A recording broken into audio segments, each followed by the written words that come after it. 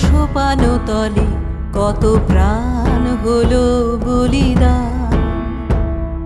লেখা আছে অশ্রু জলে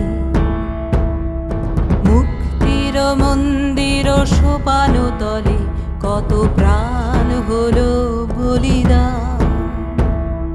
লেখা আছে অশ্রু জলে কত